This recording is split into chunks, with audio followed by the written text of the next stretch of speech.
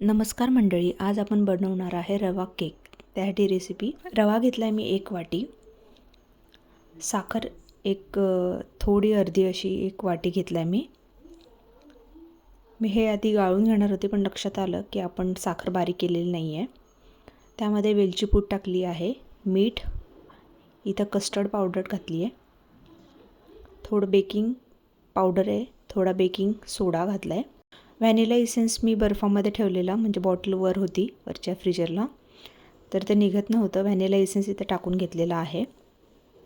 इथे milk powder टाकली आहे।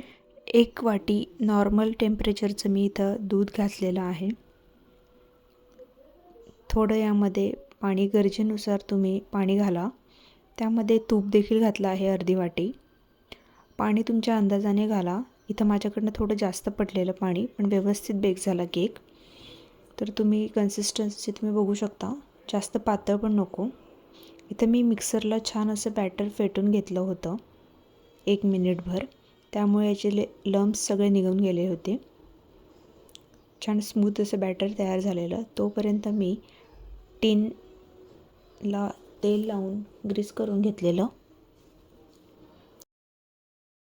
मी बेकिंगसाठी इडली पात्र आहे ते प्रीहीट करायला ठेवलेलं।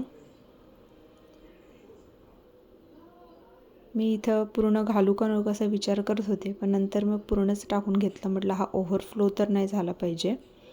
इडली पात्रामध्ये हा 45 मिनिटं एवढा ठेवलेला।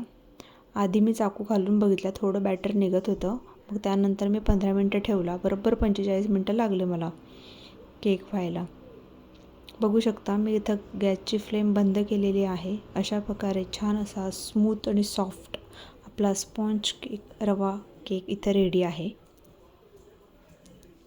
माझी रेसिपी तुम्हाला आवडत असेल तर नक्की सबस्क्राईब करा, चॅनलला लाईक करा, शेअर करा।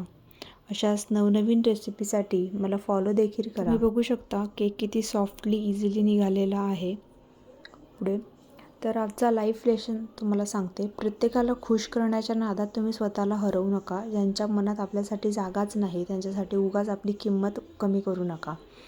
आपण जसं आहोत तसं स्वीकारणं ही लोक शोधा तुम्ही, कारण जबरदस्तीने नातं टिकत नसतं, पण मनापासून जपलेले नातं आयुष्यभर हे टिकत असतं। जसं रवा फुलण्यासाठी योग्य वेळ द्यावा लागतो, तसंच नात्यांनाही योग्य लोक आणि योग्य जागा लागते, तेव्हाच आयुष्य खऱ्या अर्थाने फुलतं। चला तर नक्की सबस्क्राईब करा चॅनलला। भेटूयात एका नवीन व्हिडिओमध्ये। तोपर्यंत बाय बाय। थँक्यू तुम्ही माझा व्हिडिओ बघितल्याबद्दल।